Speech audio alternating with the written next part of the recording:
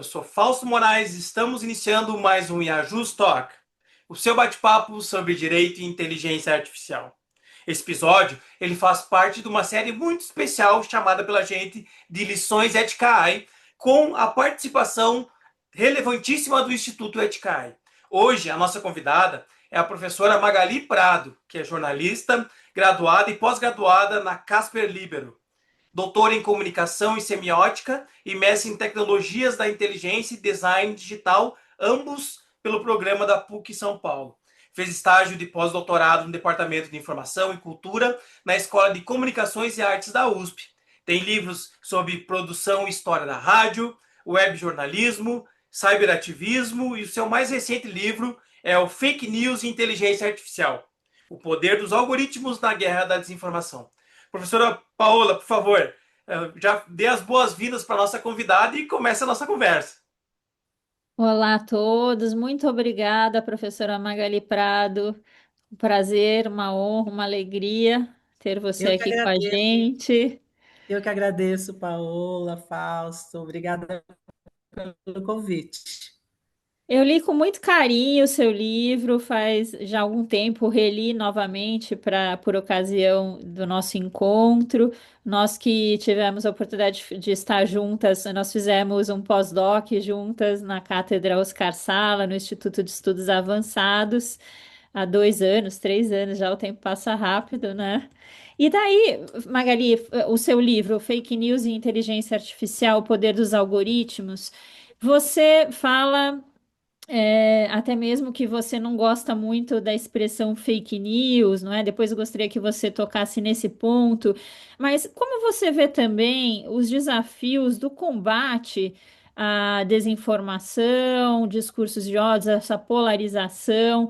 Porque está dentro desse modelo de negócio, essa forma das redes sociais de atingirem essa metodologia que visa ao engajamento, ao maior número possível de horas ali você na tela, esses vícios constantes, a forma de rolamento da tela, porque me parece que também o combate, a maior tem várias formas de tentar combater, seja em nível da própria técnica, em aspectos sociais, de educação midiática.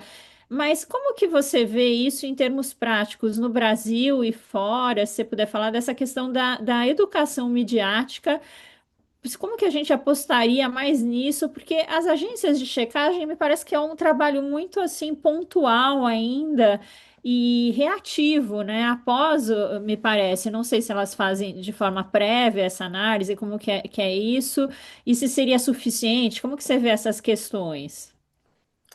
Então, Paola, é complicado, porque não existe assim uma linha de pensamento, né? Para a gente tentar mitigar a desinformação e toda essa desordem, né, informacional que ela carrega, a gente tem várias formas, e nem todas são eficientes 100%. Você sabe que na sua área também a questão da regulação também ainda não está no mundo e totalmente eficiente, que é difícil o controle também, né? Agora a gente viu na Itália a questão das deepfakes, mas a deepfake, na verdade, ela é o auge, né? É o auge do que eles chamam de fake news, e eu não gosto de chamar de fake news, depois eu explico melhor, mas as mensagens falsas, seja em áudio ou vídeo ou texto, o auge dela já é a deepfake, que o pessoal gosta muito de chamar de vídeo, né? Porque é o mais atrativo, mas a gente tem a deepfake desde texto apenas até muita deepfake de áudio, né? Principalmente nos mensageiros instantâneos. As pessoas, o nosso Zap aqui no Brasil, ele é muito usado com áudio, então ali dissemina muita desinformação por áudio.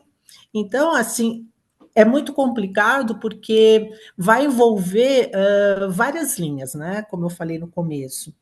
Quando você fala da educação midiática, seria algo meio a longo prazo, né? De você colocar nos currículos, as escolas, adotarem uma alfabetização midiática, e também não é só para a escola, né, no sentido da infância, das crianças começarem a ter uma noção de pensamento crítico, de desconfiar das coisas, não só com as crianças, mas, por exemplo, quem não estava, né, no ciberespaço, os mais velhos, né, que a gente chama os idosos também, né, eles caem na desinformação mais facilmente, principalmente pelos seus pares, né, pelos seus pares nesses mensageiros, como a gente comentou do Zap.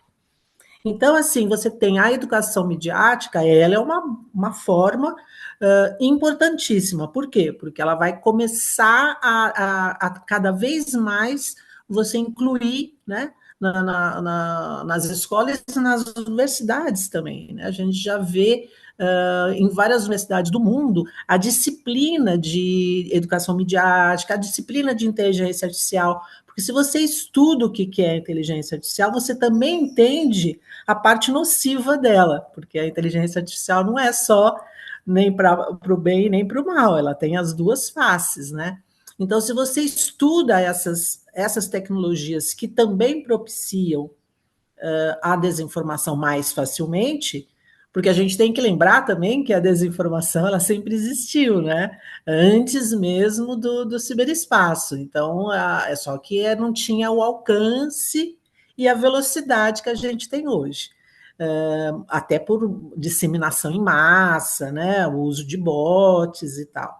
Mas então, para a gente ficar na educação midiática, você tem várias agências de educação midiática que trabalham só com isso. Tem a Palavra Aberta, por exemplo, que são agências especializadas em dar cursos, eles vão nas universidades, eles dão palestras, eles tentam amenizar, mas a gente só pode falar que é amenizar, porque não vai chegar ali na raiz, né, da situação. E quando a gente fala de desinformação, a gente tem em várias áreas, não é? A gente não tem só. Eu trabalho muito no meu livro, quando eu dou exemplos, na questão eleitoreira, mas a gente tem, né, na questão da saúde, né, na questão do ambiental, é muito forte também. Então, a gente tem em várias áreas a desinformação que precisa ser combatida. E aí, eu lembro até quando eu dava aula, por exemplo, na SPM, que eu era convidada para ir nas escolas ali perto para conversar com os adolescentes, os pré-adolescentes. Por quê? Porque eles gostavam do quê na internet? Das tretas. Era esse termo que eles usavam, né? Treta. Ah, a gente gosta de ficar ali na treta. Então, o que quer dizer isso, no fundo? Né? É a questão da informação que tem um dado de emoção, que tem um dado que chama atenção.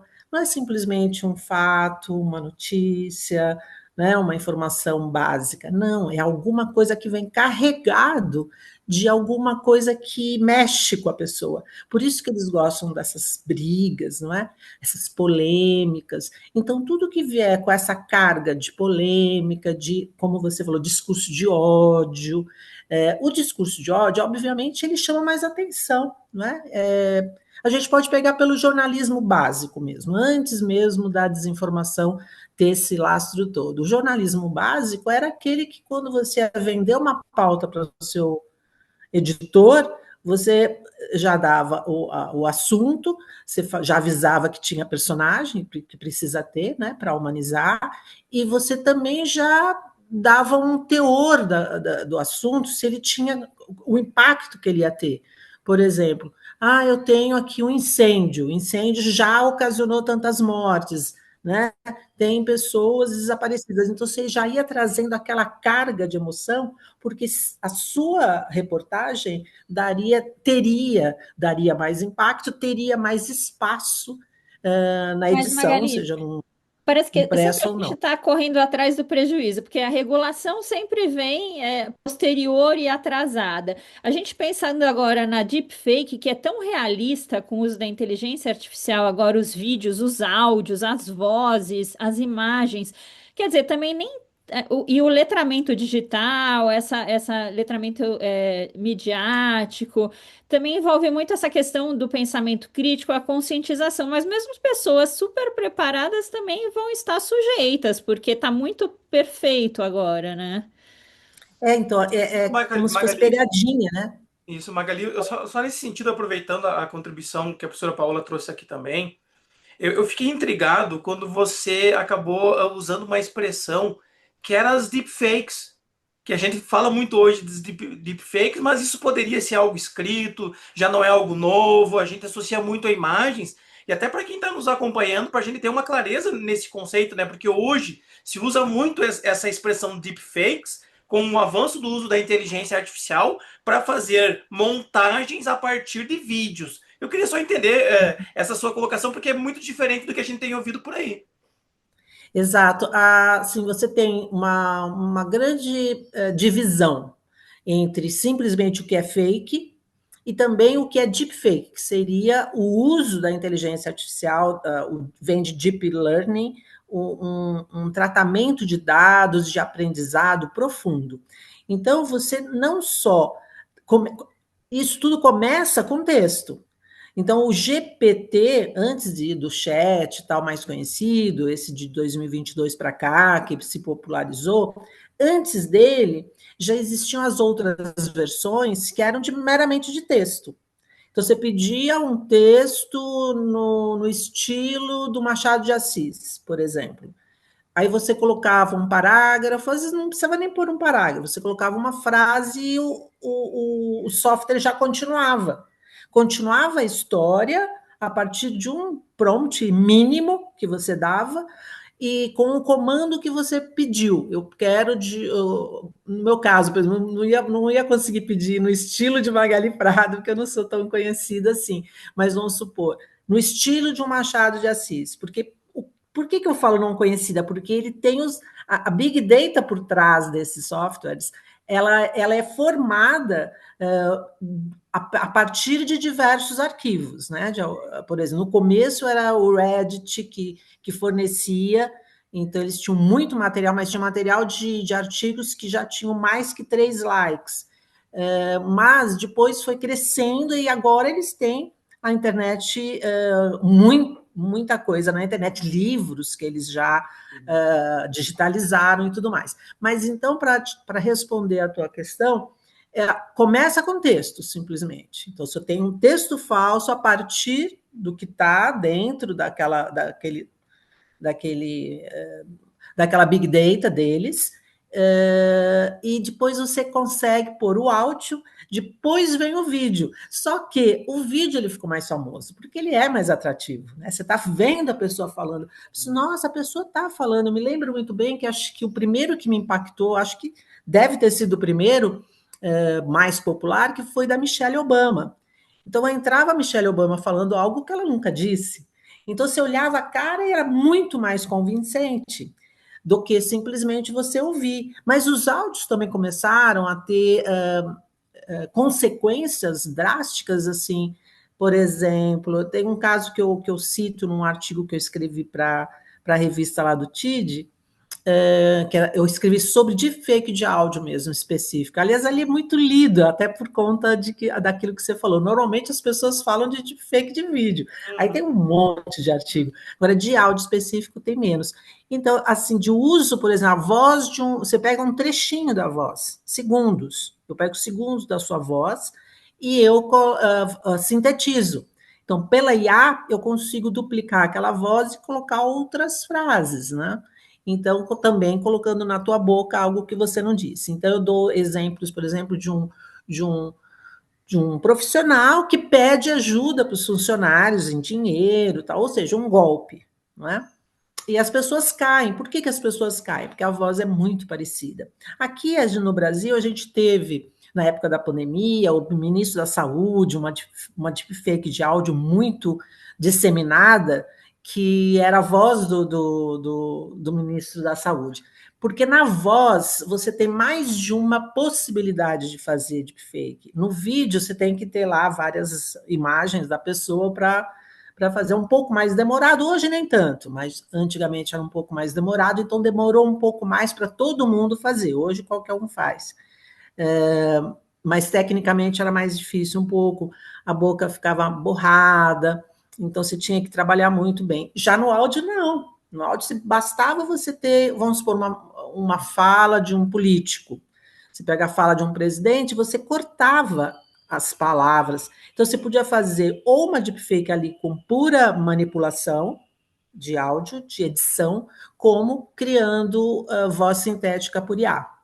Então, hoje, a IA ela é muito usada em áudio, mas usada, às vezes, para o bem, de recuperar falas antigas que você tem, ela está craquelada, não dá para ouvir, então você consegue, com o IA, pegar uma parte da fala que está boa e jogar no áudio inteiro para conseguir uma melhor audibilidade no caso de recuperação de áudio. Então, assim, sempre falando, né? A IA ela tem o seu lado bom, né? Que ajuda outras pessoas no caso, a ter acesso a esse áudio que não tinha antes, mas, ao mesmo tempo, pode enganar as pessoas. Aí que entra a questão da desinformação, quando ela tem aquela pecha da enganação, né? Quando ela é feita para prejudicar, né? Ou alguém, ou uma empresa, ou uma instituição, ela está entrando para prejudicar. E E aquilo parece, Magali, que tem sido usado deepfakes até para golpes, né, financeiros, fingindo que é um CEO, daí dá informações para o setor financeiro, faça aí uma transação. E pensando nisso também, porque a gente está vivendo épocas de diversos paradoxos, porque, por exemplo, a gente tem um mar de informação, uma democratização de informação, e daí Willem Flusser, que trabalha, todo mundo trabalha na área da comunicação, com o Willem Flusser, que vai falar da pós-história, que não há mais também, como antigamente, que eram só os jornalistas, a verdade factual. Agora todo mundo tem blog, todo mundo produz essa imensidão, essa enxurrada de informação, e alguns vão falar há um trade-off, né? Mais informação, não necessariamente mais conhecimento, né? Porque também tem toda a desinformação por trás. E como que você vê, Magali, os desafios do jornalismo independente, vendo dois aspectos também, se você puder trazer alguns comentários. Primeiro, eu venho pesquisando bastante essa questão de vigilância contra ativistas e jornalistas, principalmente os que vão defender afrontas a direitos humanos, com utilização de IA, com ferramentas de IA que se embute hoje no celular, sem você nem precisar ter uma conduta ativa da pessoa, né, que de clicar num link, não. São spywares, alguma coisa assim, que você tem essa vigilância contra ativistas, jornalistas, prisões em diversos países, né? Então, como que você vê isso? Os desafios, tem que se reinventar esse jornalismo, também essa ação judicial que a Folha está movendo contra o chat, porque está se usando conteúdo até de assinantes, né? Essa concorrência desleal. Como que você vê esses desafios? O futuro do jornalismo, se você puder falar um pouco. Então, também é outra pergunta difícil, né, Paola? Porque falar do futuro do jornalismo nas nossas esferas, nas nossas searas, né? Porque a gente tem, por um lado, que você falou que tem o jornalismo independente, tem os ativistas, os jornalistas ativistas, e também tem a grande imprensa. Então, está todo mundo sofrendo, porque você citou até a grande imprensa, como a Folha de São Paulo. Então, assim, você vai ter aqueles que fazem o paywall, que aí as pessoas não conseguem pegar, mais ou menos, porque os crackers, eles conseguem até conteúdo fechado, eles conseguem invadir. Aí tem a possibilidade de você trabalhar com blockchain, por exemplo, que você coloca todo o seu material, eles chamam de conteúdo, todo o seu conteúdo numa plataforma que se diz confiável, né? Com menos possibilidade de ser atacada. Apesar dela ser atacada de tempos em tempos, acontece também, é muito mais complicado você atacar um blockchain. Então, a gente tem inúmeras redações pelo mundo que já estão atreladas a um portal, a uma plataforma blockchain, para poder assegurar que ninguém pegue o seu conteúdo para poder deturpar e fazer virar uma desinformação. Porque o que essas pessoas não têm? Elas não têm o conteúdo, né? Então, elas catam de alguém. Elas catam principalmente dos jornalistas. Aí você fala uma coisa que é certa. Hoje em dia, todo mundo se acha uma pessoa como se fosse um jornalista, que pode informar os influencers, as pessoas que escrevem blogs, os blogueiros e tal. Então, esse lado bom da internet, que trouxe a voz de todo mundo pode falar, beleza, é muito bom isso, é a democratização. Todo mundo tem espaço que antes a gente não tinha. Por outro lado, também tem aquele que corta e cola, né, o plágio, aquele que pega pedaços de matérias dos outros, então fica aquele Frankenstein. E aí o que acontece? Quem pode fazer isso, a grande imprensa, por exemplo, aí não os independentes, mas a grande imprensa ela fecha alguns conteúdos exatamente para ter uma maneira de salvaguardar alguma coisa e deixa alguma coisa aberta e deixa alguma coisa fechada. Já os independentes eles não podem trabalhar com esse fechamento, porque daí eles também já não têm muita audiência, porque eles são pequenos. Né? Agora, os ativistas eles têm uma outra complicação, porque além de não serem grandes, né, mesmo vamos pegar uma mídia ninja, mesmo os grandes grupos ativistas, eles não tem uma verba, entendeu? Assim, que garanta que eles possam fechar conteúdo. Porque não tem outra maneira. Pensa, o que eu faço? Eu coloco na rede, alguém pega, né? Coloco na rede é peixe, né? E aí, assim, não tem muito uma solução. Teria o blockchain, nem todo mundo está lá. A Maria Ressa, que é uma pessoa um pouco mais conhecida do jornalismo, que já ganhou prêmios e tudo mais, ela está em blockchain, mas ela pouco fala disso. Eu sempre, quando escuto ela falando, ela fala de outros assuntos mais importantes, inclusive. Mas ainda não é, ainda precisa de muito estudo a questão do blockchain para a gente conseguir fazer com que todo mundo vá para lá. Então, não posso te dizer que é uma solução 100%, não posso. A educação midiática, por um lado, a educação midiática, por um lado, vai alertar certas pessoas que estão ali no meio do caminho, em cima do muro, porque aquele que já tem aquela crença, que sabe, que já tem aquela bipolaridade, que já tem aquele discurso de ódio na veia, que já está numa bolha, esse aí não adianta muito.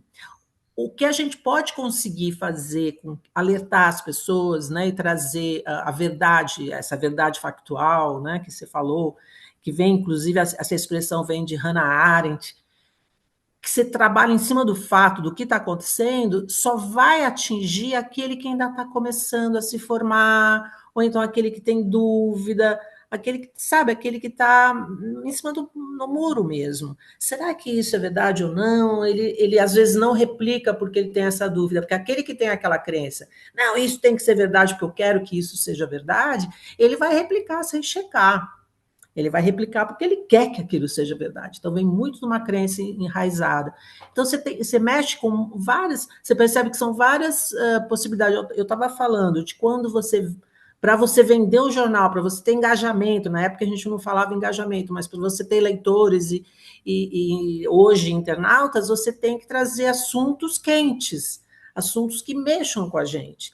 E normalmente são discursos raivosos, odientos, né? Infelizmente, né? A notícia Magali, boa nessa linha não que nós paga. estamos, essa linha que nós estamos acompanhando, eu fiquei com uma impressão que o nosso desafio hoje, e aquilo que você está tratando, é um desafio estrutural. Como que a sociedade, num ambiente assim tão democrático e plural, consegue entender ou ainda consegue ter um conceito de verdade? Como que a gente, porque me parece assim, estudando um pouco sobre o assunto e ouvindo você falar, que hoje muito mais a verdade ela é dependente de uma potência, de uma narrativa que afeta as minhas emoções, do que efetivamente uma série de instrumentos de checagem ou até mesmo da ciência. Eu queria assim entender como que você vê essa questão. É um problema estrutural que nós estamos vivendo na comunicação? Com certeza. Você vê, a Paola citou, en passant, as agências de checagem. Elas não têm não vou nem dizer braço, porque já tem mais de 200. A última vez que eu fiz o levantamento, são mais de 200 pelo mundo. Mas aquilo que a Paula falou, é depois que acontece, porque não tem como prever antes, né, que vai rolar uma desinformação. Então, tem agências de checagem específicas para questões infantis, tem agências de checagens que só checam declaração de político, sabe? Elas são segmentadas. Então, você tem várias delas checando esse material, mas é enxugar gelo. Por quê? Porque daí você acaba de consegue tirar alguma coisa do ar, porque você vai denunciar, então você denuncia que tem um vídeo no YouTube, o vídeo falso no YouTube, ele pode ser derrubado. Só que imediatamente ele entra com outro nome, o nome da plataforma parecido, e aí continua viralizando. Então, é muito complicado você trabalhar aquelas recomendações ao lado desses vídeos que são facilmente viralizantes, né? Aqueles vídeos de ódio e tal, eles têm do lado outras possibilidades. Então, se aquele vídeo, a pessoa está assistindo esse vídeo que vai cair daqui a pouco, mas ela já tem vários outros aqui do lado, que ela já está salvando para ver daqui a Recomendações, já pouco. ficam as recomendações de como seguir aquela linha de pensamento. Exatamente. Às vezes você está só querendo saber o que é essa história de terrorista. Será que eu me daria bem? Às vezes é um jovem que quer começar a entender o assunto e ele já começa a ser bombardeado, né, de assuntos semelhantes para que ele entre mesmo nisso. Então, é o algoritmo trabalhando. Então, não é que a gente não tenha condições, a gente tem, mas a gente está perdendo força. Quando a Paola fala do ciberativismo, do ativismo e do ciberativismo também, é que você tem esse ativismo em rede, que ele, na rede ele leva para a rua, então é da rua para a rede e tal. Eu tenho um livro, inclusive, Ciberativismo Noticiário, que eu escrevi em 2015, foi a partir de uma pesquisa que eu fiz lá na Casper Libero, que era exatamente isso. Quando o ativismo em rede, né, que seria o ciberativismo, consegue arregimentar pessoas que vão para a rua e tentar, né, uma ação política efetiva. Então, eu lembro que na época que eu estava qualificando, eu fiquei na dúvida que ativismo que eu pegaria como estudo de caso, e aí eu pensei, vou pegar a Marcha das Vadias, porque era uma coisa internacional, né? A marcha começa no Canadá, mas ela vira mundial.